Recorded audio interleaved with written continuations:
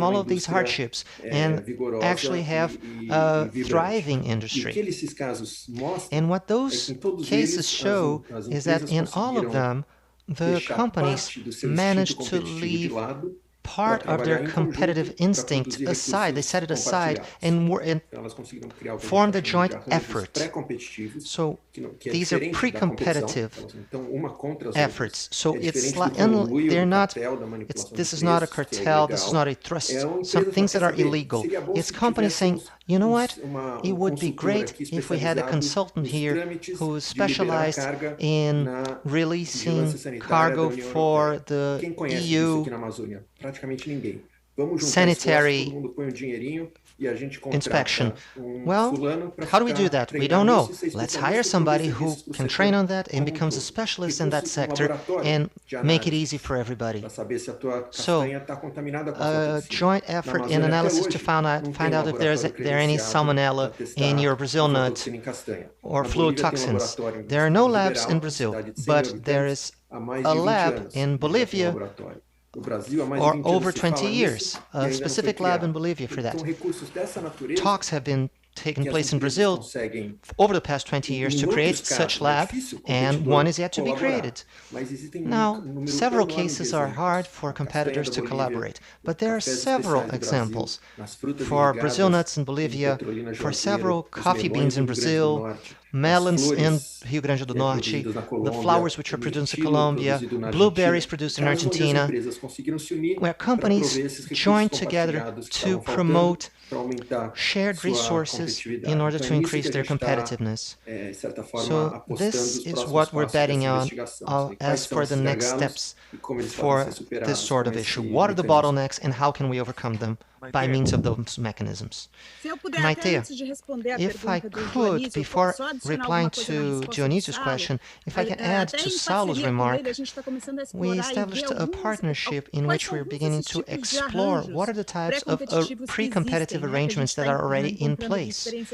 We've been witnessing some very interesting examples. In the US, I just found out a public policy called Checkup Program in which the main American commodities such as potato, tomato, soy, beef, part of the money when the product is sold goes to a sectorial community fund. That sectorial fund is run by the agricultural sector, and there is a total of 18 funds such as this, almost $1 billion invested there, so that investors can actually invest in developing products, developing new solutions for marketing, for instance, for marketing those products, general products, avocado, milk, beef. These are good for your health, you know, that sort of thing. So this was very interesting to create means that are permanent, because every time you're selling, you get that fund rotating, and it's promoted by the commerce itself and is indeed benefiting the commerce. So this is something that we could address. Now, going back to Dionísio's question, I'd say, Dionísio, that it's important to address this when we're talking about bioeconomy. It's hard to talk about the Amazon and the use of the natural resources without thinking about the indigenous peoples that live there. There is an association, a social association with that. So social bioeconomy touches on several issues, especially when concerning several groups. This is maybe the best term to be used when addressing those issues. However, we should not create terms that only ourselves understand. If I'm talking about social biodiversity on other circles, people might not understand. So it's important for us to have the concept in our minds and understand what we're trying to say and use other concepts such as inclusive bioeconomy. Before moving on to Dennis, let me address two things. One, the total deforested area in Amazon is over 800,000 square kilometers, a tad larger than Texas, or as big as France or Germany, and maybe 3 more smaller European countries, such as the Benelux or Austria. So the total deforested area in the Amazon, only 10% of it is being properly used, 30% of them is abandoned, which is a huge area, and 60% of it is underutilized. So, for the reforestation project of Dennis, there's definitely a lot of room for people to use them properly. Second, the woods case, or caso da mata, this was a lack of inspections instead of too much inspection. This was illegal woodwork and illegal deforestation that hindered the progress. You may have a lot of regulations in the Amazon, but it runs in parallel with several illegal businesses. So inspection was lacking on those people that were working illegally and therefore sabotaging the whole process. Dennis, the floor is yours now for comments on science and technology. How do we retain brain power in regards to the Amazon? Eu concordo, né? I até agree, conversei com and I even o Roberto talked Bach a respeito. to Roberto Mas Bach tem também about situações, this, por but there exemplo, a are Mata, scenarios pelo in menos na which, minha leitura, at least era from uma my empresa point of muito view, bem intencionada, Mata was a operando na company região, with great e intent, mesmo eles and even foram them autuados themselves were fined, severamente aqui em Manaus, severely fined here in Manaus, por exportação for ilegal de madeira. illegal wood A minha leitura é export. que So eles tiveram problemas, sim, de they invasão indeed da faced sua área, né, por issues madeireiros such as illegal loggers ilegais, coming into their mas territory, eles que tentavam fazer tudo certo, but mesmo they were eles trying to go by the sofreram book, and they bastante themselves com faced eu several concordo, a hardships. fiscalização ela é errática. Às Inspection vezes, is em actually alguns lugares ela falta, mas em erratical. alguns lugares In ela é some places excessiva is e talvez, excessive, em muitos casos, não and in justa. some cases they are not even No fair. caso de ciência e tecnologia, é In terms difícil of falar science em and 2 technology, minutos, it's né? hard to address this in o just que a couple of minutes. é indiscutível que a Amazônia But de there's no sucesso, se denying você that fechar o a olho e successful pensar em Amazon, if you 2040, close your eyes and think é about indiscutível que 2040, vai it estar is se fazendo undeniable muita ciência that aqui a lot of science is going to be se produced você here tiver em qualquer ponto de se you orgulhar, are digamos, at any da point Amazônia naquele momento. of feeling proud of the Amazon Nós, at that como time. investidores, estamos buscando So we, as algumas investors, frentes, emerge are uma a looking for mais, some buscando resources o or some help, empreendedorismo looking for na entrepreneurship região, em in muitos the casos area, de base científica. as well as scientific Mas o que eu foundation gosto do cases. tema, tanto de What ciência e tecnologia what quanto de really interests myself rematamento, in é que science and technology, ele é as well tema as que forestation, não tem oposição. it is a Ninguém topic é that has no contra mais opposition. ciência. Nobody is Ninguém é against contra more replantar a science. Amazônia. Nobody Se você is replantar a against Amazônia, você vai gerar muito replanting the emprego, você Amazon. vai gerar If muita you do that, riqueza, you're você going vai to gerar create muito wealth, you're going to benefício create ambiental. jobs, you're going to create Se você fizer mais environmental ciência e benefits. tecnologia, If you have more science and idem. technology, the same. No controle do desmatamento, So, quando a as gente you're foca controlling apenas deforestation, em if we're tentar only conter o focusing on desmatamento, stopping, você on entra em uma halting série de deforestation, conflitos, there are several porque conflicts that hoje come a about, economia de muitos because lugares é the baseada economy of several areas em atributos is que based causam on desmatamento. attributes Né? that bring E na minha about leitura, o desmatamento deforestation. é só um And from my atributo, point of mais view, um atributo da deforestation is ilegalidade da just nossa another economia. attribute A of the economia ela é, em geral, illegality of our informal. economy. Como o Beto Economy falou, is informal, muitos generally madeireiros informal. ao redor Like I ilegais, said, mas não são like só os Beto madeireiros, said, são os loggers comerciantes, are são os informal, are transportes, illegal, but not just são os loggers. pescadores, todo Fishermen, mundo. Isso aqui é uma transport, economia muito sellers. ilegal, You have a very que tem illegal atributo economy as a ambiental whole that muito has ruim, one mas é só very bad dos illegal atributos attribute, but de just algo one. que por completo That's é something muito ruim. Então, that is just ciência e tecnologia e algumas outras frentes, bad eu item on acredito a slew of bad são items. locais perfeitos de cooperação, These are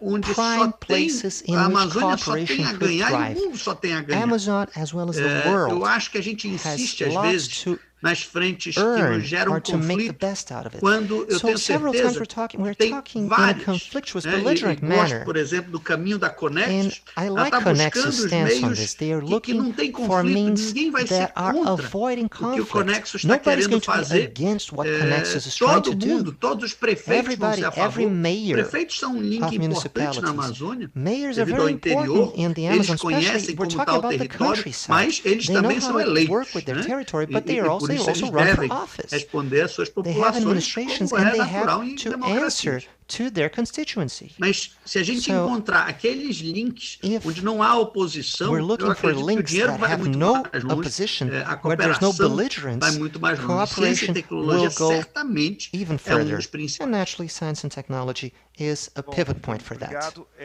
Thank you so much. Two more questions. One from Donald Sawyer, a longtime friend. He asks, this is up for any of you. He mentions the regulatory marks that we have in Brazil. Is this what causes hindrance to creating biodiverse products? So that's one question. The second question, and you will have 2 minutes to reply on this final round, and also with the closing remarks, since we only have 8 minutes left. Saulo, eu queria também ouvir mentioned, quando você fala dos primeiros when 4 caminhos, first 4 paths, caminho que obviamente o seu estudo foca são os mercados já existentes, me parece que a questão dos mercados potenciais, daquilo que é as enzimas, as moléculas, a chamada Amazônia 4.0, eu queria ouvir um pouco mais da percepção de vocês sobre os desafios dessa agenda, que obviamente depende muito do que o Denis mencionou. This goes hand in hand with what Dennis mentioned for, retaining brain power here, technology here. I agree with him that this should be a win-win agenda. Unfortunately, the budget for science and technology in Brazil is being sacrificed. For scholarships, for PhD scholarships, we are at an all-time low in our academic history. So this is the worst point for Brazil in time for science and technology. Saulo. Well, I will try and be quick. There are 2 ideas about the legal framework. I think it is an example of the issue highlighted by Dennis. It is the government thinking that it's doing good and it's actually doing evil to itself. The control of traditional populations, and this is a severe issue. On the other hand, the legal frameworks don't fall from the sky. They are discussed. They are imposed upon us. And just as is the case with so many laws, some are sticky and others will not be enforced. So the support is important from all fronts. Just think about a sector of ornamental fish. It is not 2 companies, but let's think of 200 companies. If IBAMA tries to be too heavy on them, they will complain, and they will have some political power. So they act as a balance element. So they are not the cause of the weakness of the private sector in the region, but actually the consequence. The sector is weak, and that is why these perverse effects are perpetrated and continue. This is a way in which we could see the problem. On the other hand, science and technology, new compounds, Amazon 4.0. As Dennis says, what is the best pathway? Less opposition, more win-win, higher cost-benefit ratio. I'm always in favor of the technologies trying to assist the rural areas. There are so many technologies already not being adopted, so we should balance investment not only on research, but also on dissemination of the existing technologies. And instead of thinking about the cure of cancer, that would be nice, but I mean, competing with Stanford and the MIT is not easy. So maybe the secret to invest in science and technology in the Amazon would be to do what Embrapa has done, investing on science and technology that nobody else is interested on or has the capability for, and increasing the production of natural products, or how to decrease the aflatoxin in nuts, rapid tests for salmonella on the pepper. How can you have the pineapple from the Amazon have a higher shelf life? So this is the type of science that will not provide you a Nobel Prize. It will not have such global repercussion, but it is state-of-the-art, and it might bring significant impact for the region. Thank you. Marina and Dennis, 2 minutes. We need to close at 10 to 1. Dennis, você quer ir ou posso ir eu? Dennis, can I answer or should you? Tá bom, então eu vou falar assim, I eu will acho que go a then. questão dos marcos regulatórios I believe the legal framework issue was addressed quite well by Salo. Very often, it is not helping, rather hinders you. So they are legal frameworks that are created, but they are not in association with the groups that are affected, no matter how many public consultancies happen. The stakeholders are not included to think about what would be more efficient or effective for them. This is something that should be thought of. In terms of science and technology, well, I graduated in biology. I studied sciences all my life, so I am totally in favor of this. If you don't have enough federal budget for it, I agree with Salo.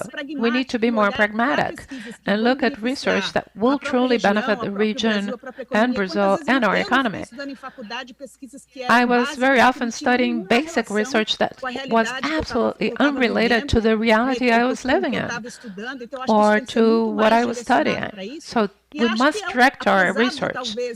And although very often other American universities or international universities are studying other topics, there is a lot of interest in exchanging with Brazil. So how can we set up exchanges with Stanford and other universities that have a tradition in this type of investment? We should bet on it and bring these students, set up exchange programs. This is another way of trying to resolve this. Thank you, Maite. Dennis, it's up to you to close. Thank you. Well, I will close by raising some controversy, just a bit. I believe, yes, I do believe that the legal framework in Brazil is problematic, to say the least. The Amazon is large, spatially speaking, but very small in terms of political influence in Brazil. So laws are always unfitting us. I will give you the example of the forest code in Brazil. I don't like it. It is unfeasible and impractical for the Amazon. I'll give you an example. One of our partners who's exporting rosewood oil, still he has a plantation near a large river. And large, wide rivers for the first 100 meters, they need to have protected area. But that's an old plantation.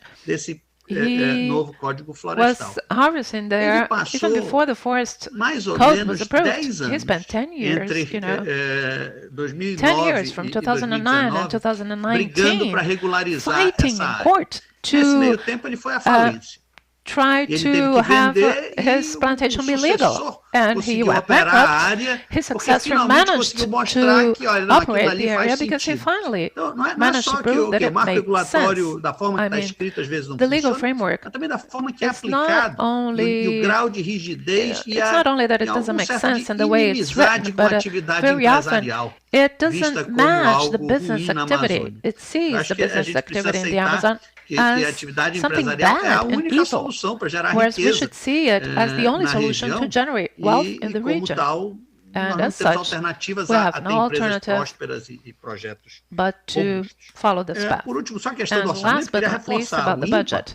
IPA has a budget of less than 50 million reais a year. This is the main research institute for the Amazon. It's not even 10 million euros. I think it would be the best cooperation area between EU and Brazil. This is where we can build something extraordinary. I agree with Maite. I disagree with Salo a bit. We should do specific things, but no, we should be trying to find the cure of cancer here with the MIT, with the European Union, with the best brains in the world. We have this excellent, wonderful resource. Everybody saying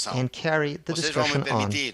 if you allow me, since I have the closing remarks, to thank you and thank those people that have put on such a great effort for this wealthy exchange of experiences and also of knowledge. I'd like to start with Ignacio Senjo, a counselor for the environment and climate of the European Union that has been following us, first by setting the stage for dialogue for governments and also taking care of the second stage, which is complementary to the first one, a dialogue with civil society. Also, to our translators, Monica Cavalcanti and Pedro Coelho, without them, there is no dialogue when we're talking in different languages. So thank you both translators. To the team that has worked actively on those dialogues intensely, Armanda Rosa, Noelia Barriosa, Gisele Galdi, the communication team that has been following us, and of course, to each and every one of our panelists as well as our moderators. Natalie Unterstel for session number 1, Federico Gersi, Roberto Kishimani, Emilio Roveri, and on second panel, the moderation by Alberto Sacomani, Jean Gornilli, Gustavo Pinheiro, and Daniel Contrucci. And on the third panel that we have just witnessed, Beto Verissimo as the moderator, Salo Kozlovsky as a panelist, together with Marina Campos, Maite Campos, as well as Denis Minev. Thank you so much to each and every one of you, and stay tuned to the European Union, because we truly want to sustain that dialogue, aiming towards the future. Thank you very much. Good afternoon, Brazil, and good afternoon, European Union.